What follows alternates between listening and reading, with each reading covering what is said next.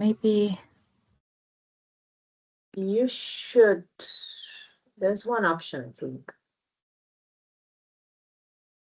I have an option next to the emoji sign on the top. oh yeah. Mm-hmm.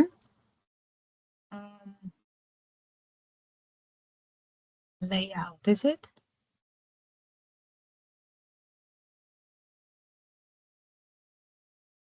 No, we don't have that.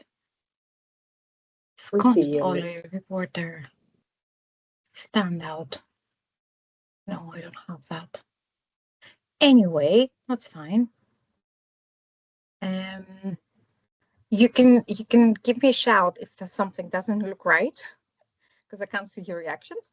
But I'll just start presenting, and then you stop me whenever you have questions or you need clarifications. So I will start, like every boring teacher, with an etymology. Why do we say Delphi, and what do we mean? And thank God I'm Greek, and I know Delphi means Delphus, which means the womb. And it symbolizes origin, this creation, this mystery. And there's also a place in Greece called Delphi, and that was the oracle, the place where the oracles were shared. And these were meant to be very mysterious and very cryptic and ambiguous and open to multiple interpretations.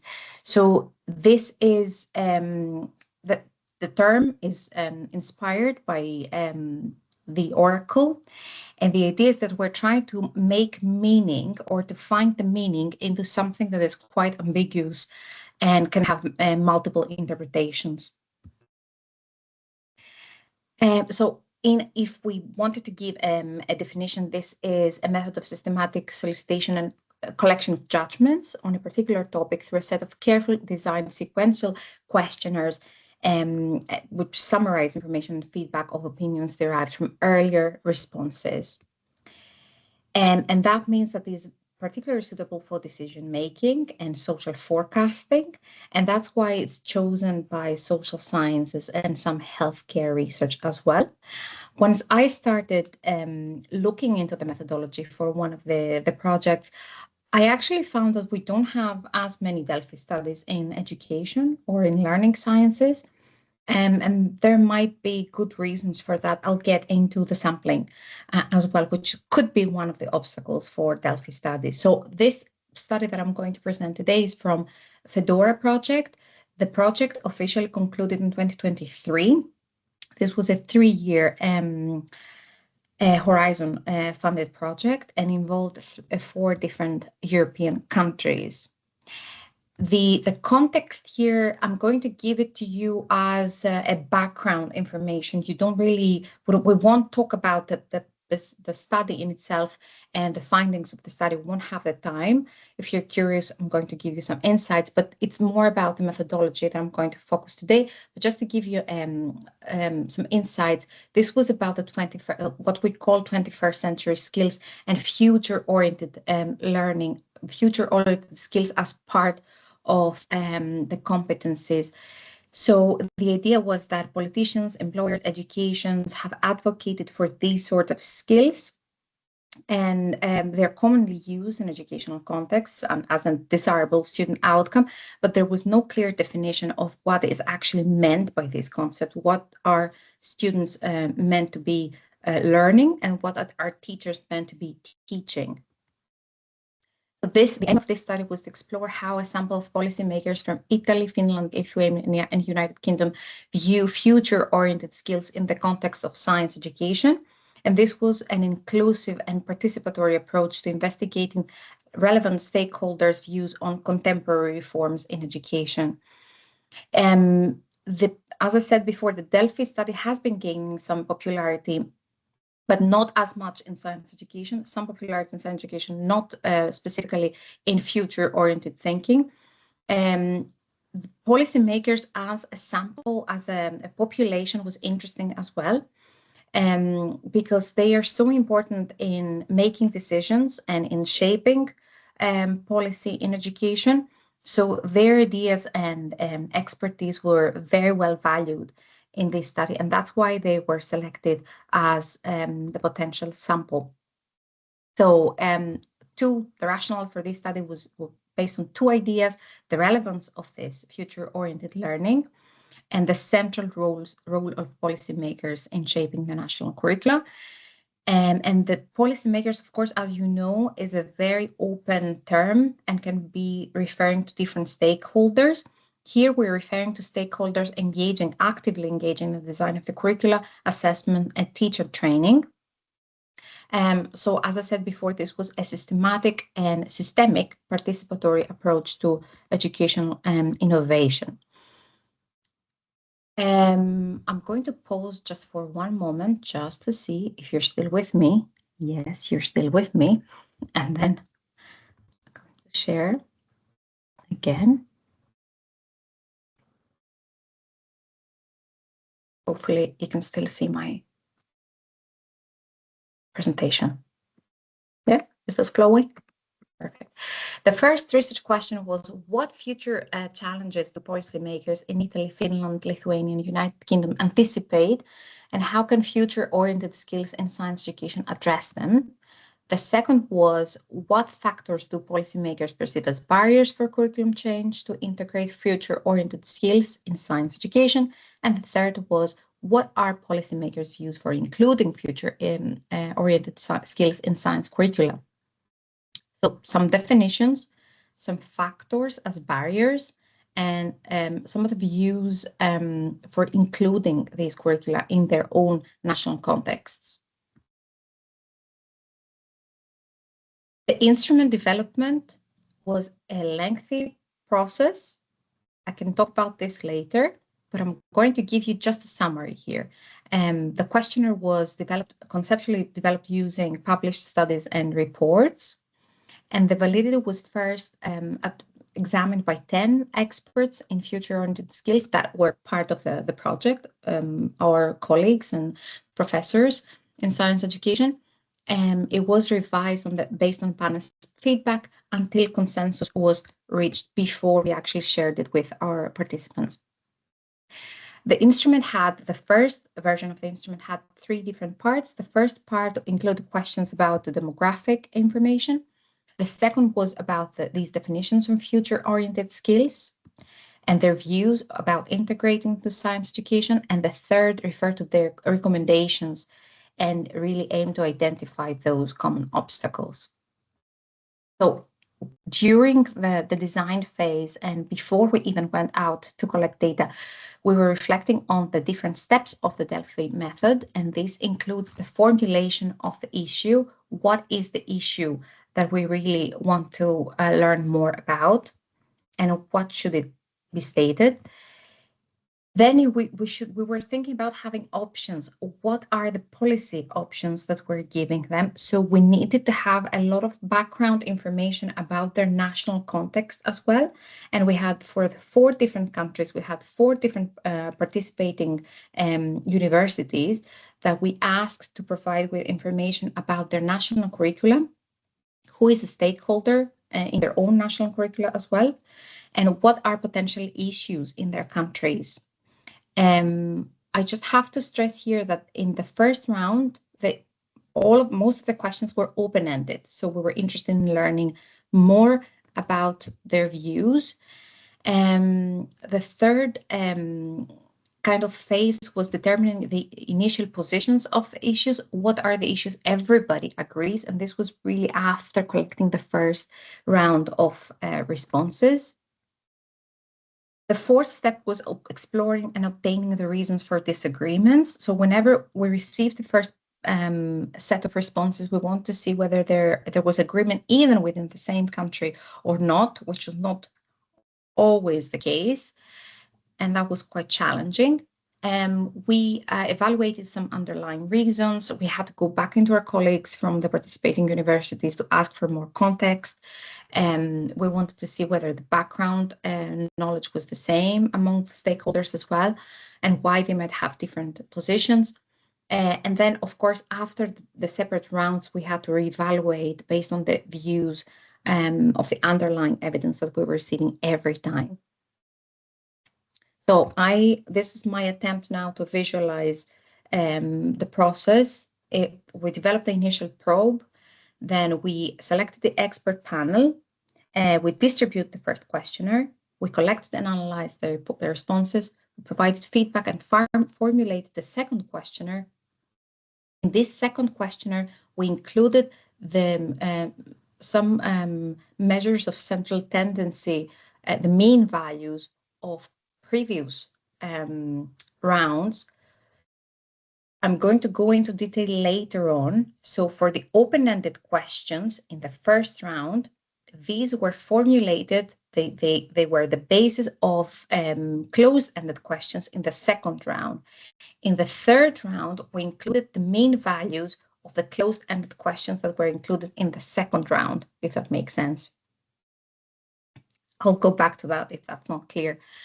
And then we repeated steps 4 and 5, including new questions and removing questions that reached high agreement. At the end, we analyzed the results and we distributed the results to the participants as well. So this is the, as I said before, the participants came from different backgrounds: curriculum design, national and state assessment, policy advisory, school inspectorate, policy and research and teacher training. This is the 3 different rounds. As you can see, the basic idea behind this figure is that we did have attrition. So we started with 7 participants for the UK. We ended up with 2 only. We started, and the maximum numbers we had from Lithuania, we started from 10 participants and we ended up with 8. Given the how busy our participants were and our expectations, this was not as bad as we thought it would be. So at the end, we at least had 2 participants per country, so that we can compare and contrast between countries at the end. And this is just a summary of the amount of items that were included there. 10 open-ended items out of 37 in round 2. In round 2, we had all closed-ended items. In round 3, we had 53 items, so we removed items that reached very high agreement, even from the second round.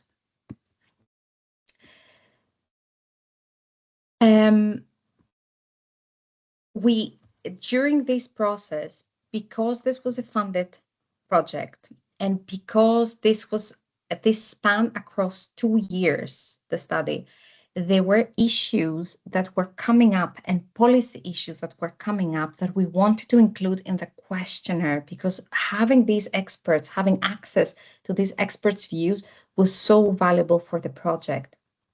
This meant that we included items that were not part of the initially part of the study, and gave us, I'm going to give a little bit more information later on.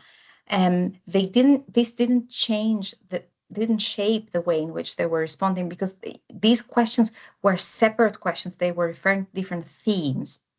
So we tried to keep the questions that were referring to future-oriented skills as they were from the beginning, but then we added more information about specific policies that came up during that time. For example, specific frameworks.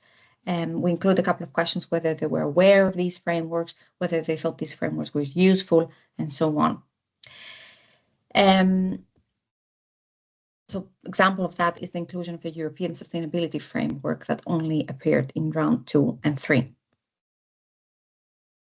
At the end, whenever we wanted to summarize our findings, of course, the focus was on round 3, when the consensus was assessed using mean ranks of responses. In this third round, we used Kendall's W, the coefficient of concordance, for calculating that. This is calculating essentially how much agreement there is among the group of raters when you give them ranked responses. So this is more suitable for ordinal data, and as you can imagine, we could not use that in the first round because we didn't have rankings back then, but we used that in the third round. Supposedly it's better, more robust than Kappa and Friedman's, and it's better for controlling type 1 error. It can achieve significance even with low Ws, so it is quite well suited for Delphi topics and the focus was on very specific science education topics anyway. Now, I'll take a little bit of time to talk about the challenges. As I said before, attrition was expected. It wasn't that bad. This was not the main problem of the study.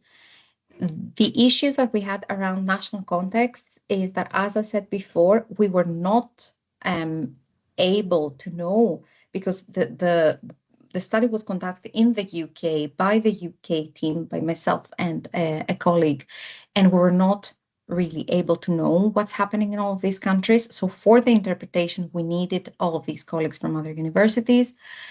Protecting participants' anonymity was also quite challenging because these experts, these policymakers are very specific people that work in the Department of Education, let's say in the Ministry of Lithuania. So how many people are working in curriculum development? There might be identifiable, and we had to make sure that we really protect their anonymity.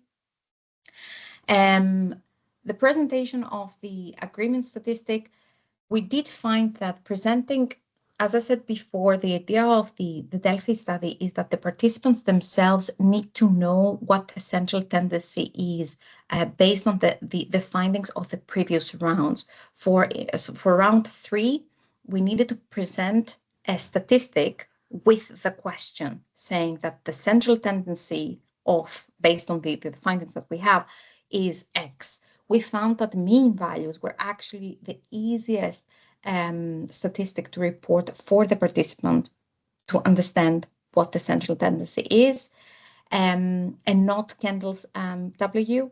And that kind of created an issue with reporting our findings, because we had 2 different ways of reporting agreement. And we actually encountered that while writing the paper and while explaining how we calculate the consensus. We also had, as I said before, a large amount of items. So at some point we needed to prioritize and say this should be part of the Delphi study, because that's the idea that we started with. All the additional items should be treated as separate and almost as a separate study. They could not be included in the consensus analysis. Now, finally, some tips and insights. If you wanted to address attrition, the best thing to do is to give specific timeframes to the participants. It was very difficult for us to hear back from participants to say, when is round 2 ready? I'm ready to give an answer to you, a response. But we actually needed to analyze the data first before going into round 2. So we didn't have a specific time frame for that. If you can give them an indication, even for the month that this is happening, this is very useful for them, because these are highly busy individuals. The statistic to measure the agreement should be selected before doing the analysis. And we struggled a lot with that. If we stick to 1 from the beginning, from rounds 2 and 3, then writing up the papers and the results would have been much easier. The thresholds for removing items, we also had, I would say, an interesting time explaining to our reviewers how we selected the highest agreement. Don't include too many concepts, and agreement scales could be one of my tips. And potentially include some qualitative follow-up method for richer data. So we did have open-ended questions whenever they could put their comments there, but some of the answers that we were receiving were, for specific countries, were so surprising that we wish that we had the chance to go back and interview these participants. If you want to have a look into this particular study, there are 2 papers. One of them is still in press, but the other has been published. And then I've just included 2 papers here for selected bibliography. I found the green paper actually quite interesting and useful for me. That's all for me.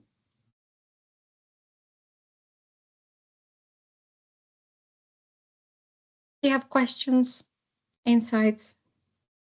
Yeah, well, thank you very much, Olga.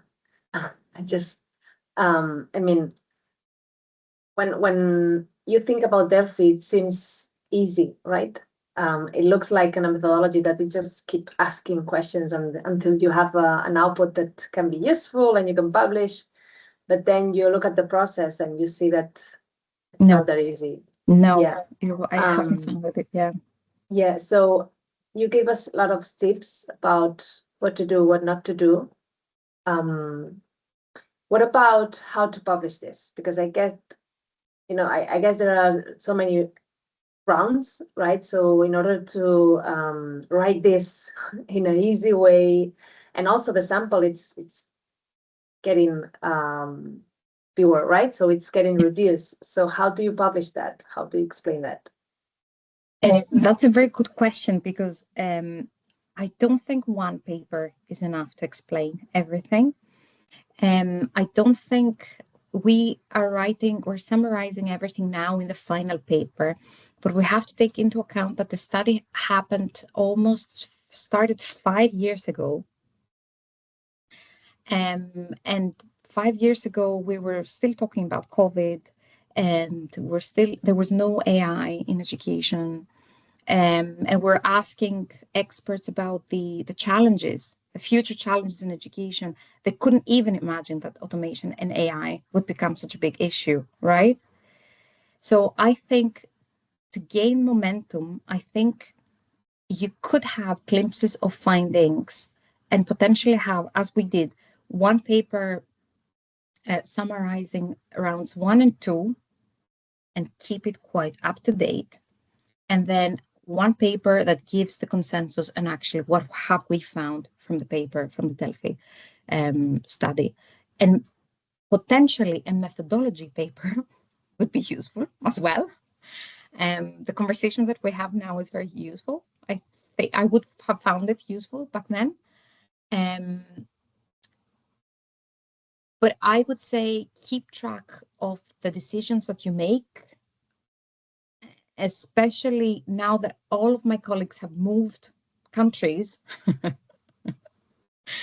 Finding the person who actually made the decision back then was quite difficult.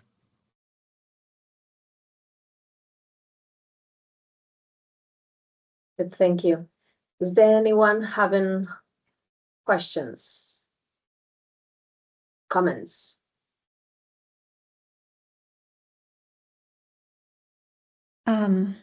Thank you, Olga, for your presentation. I found it I did not know anything about Delphi study at the beginning, and I imagined that you put all the policymakers in one room and let them discuss until they have. So this was really awakening for me. But anyway, I was wondering how many rounds should one aim for? Because you also said attrition is a topic. So do you make as many rounds as there are people, or yeah, if you could. The rule of thumb, from what I've seen in bibliography, is 3 rounds. That's what people usually do. I don't know if there is a specific reason for that. It's just more practical. Our initial plan was to have the experts in the room, but because it was really during the very bad COVID times, this was not possible. So we did everything online. We just shared everything.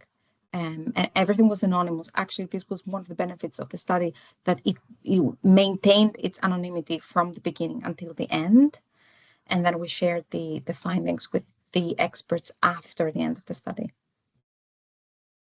Yeah, so to answer the question, I think it's 3. I don't know if anyone else has heard anything else. Florian, have you heard anything else? Yeah. I've heard 3 too. Yeah. I don't know if there's a rule. Yeah. Just because someone started to say 3, it's fine, everyone just took it. Yeah. Does anyone have questions or comment? I have another one, but I will wait and see if anyone has something to say or to ask. Maybe on a practical level, how did you convince, maybe is the right word, people to participate? Like, how was the communication going? How frequently did you approach them? How detailed did you explain why it is relevant to participate? How did these communications go? Yeah, that's a very good question. And it's also relevant to the bias that these participants had, right? The sampling was convenience sampling, and it came from all of our partners in our participating universities, that they had the policymakers that they would know from previous studies, or they have engaged in different projects. Yes, so we one thing that we tried to do with the sampling was to at least match the background of the participants. So we were following up with our colleagues from different countries, and then wanted to make sure that we had at least one person from the Ministry of Education and one person from teacher education, let's say. We didn't want to end up having everyone from teacher education like ourselves, which we know we kind of agree on the same topics. We want to have a good spread, for lack of a better word. But if we didn't have the connections, if we didn't have the partners with connections, personal connections, long-standing connections, relationships with them, I don't think we'd ever be able to do this sort of work. I myself tried to reach policymakers on my own for another study, and it was completely impossible to do that because these high-profile individuals don't share their opinions openly. And then maybe a follow-up regarding numbers. How many experts did you have per country, in like on average or so? Yeah, so I had the so we did have on average, I would say that the lowest was 2, the highest was 10. Okay. Because if we had less than 2, we would really have to exclude the country. It wouldn't make sense to include one person per country. But if we had only one country, which could also be a self-standing, like a useful study to have, things would have been much easier if we were just analyzing one country. And that's just another way of analyzing your data. We could have just taken those responses and do that. But there was a lot of reminding, a lot of they literally had to phone them, some of them, to say, actually, I have to remind you of this study. We had to postpone the closing of the survey many times. It was not easy. On the other hand, we tried to include these participants because they were anonymous, they didn't know each other. They could be included in our events. Whenever we had something, we tried to include them so that they know more about the study, know us, know what we're doing. And that helped a lot afterwards. Just to build this trust. I have another questions about, you mentioned that maybe introducing or adding some qualitative measures could benefit the Delphi. Yeah. But I'm thinking, because usually the experts are all over the world sometimes, and you're doing online and synchronous, how would you how would you manage to do the qualitative side? How to add it? Yeah, I think, again, the partners would help with that. I don't know. Well, I'm saying that, but on the other hand, there might be a benefit of talking to a random stranger from another country that doesn't really is not really a danger of sharing what you're saying.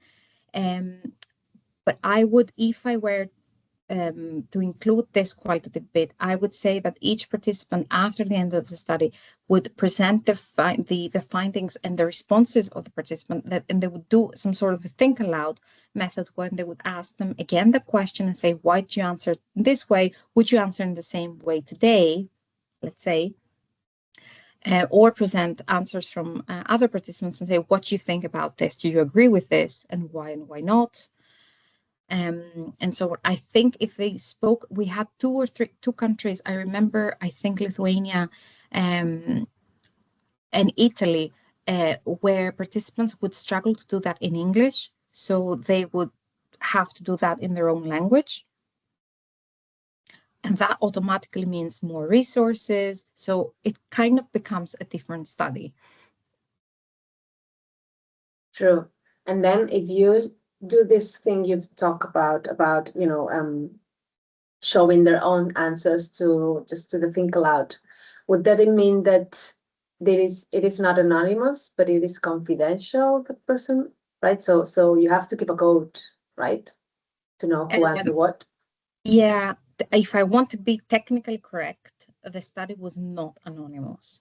It was pseudonymized because we did have their background. We had their email addresses to send the survey. So this was not anonymous from our point of view. It was pseudonymized afterwards. But it did help the fact that we were not from the country who actually was reaching out. So only the UK policymakers were from our own country. Sorry, what was the question, Carla? I lost my train of thought. No. I was thinking about that it would mean that you actually have the information about who responded what, right? So you can show them their own answers and to add this qualitative side. Yes, and the participants obviously knew that when we gave them the information sheet, they would know that we have access to their email addresses and all that. Doing an interview wouldn't change much because they would be pseudonymized once again.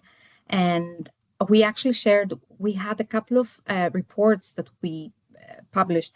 We shared the reports with some of the policymakers beforehand to see whether the way in which we pseudonymized them was good enough, whether they were happy with that. And in some cases, we had to make it a little bit more generic. Okay, yeah, because I guess that some stakeholders' positions usually talk by themselves, right? There's only one or two people in that position, so. Exactly, especially if they're very high up. And you were so happy to have them in the survey or in the study, but then at the same time, you can't even tell your reviewer that this person is very important. I can't tell you why, but they're really important. That's a struggle. That's a real struggle. Yeah, and how do you manage that? So I mean, if you need to show them that it's, I don't know, the Minister of Education in the UK, right? So something like that. I don't know if that's the correct name, but how do you do that with the reviewer? Because, right, you need to show them that they have this really good high position. Yeah. You know that you're going back and forth and you have the reviewers' comments and then you actually have the text that goes into the papers. So sometimes you have to explain more things in the responses to the reviewers' comments so that they understand why this sample is very important and why there's not more information in detail on that. And maybe adding some kind of document of for reviewers revision only, something like that. Yeah, exactly. Like, it won't be published, but at least they know where it come from. And but then again, you're not supposed to tell them. Yeah. You're supposed to give them the signal that we know we have the data, we cannot share this, and there's good reason, ethical reasons for that. Yeah.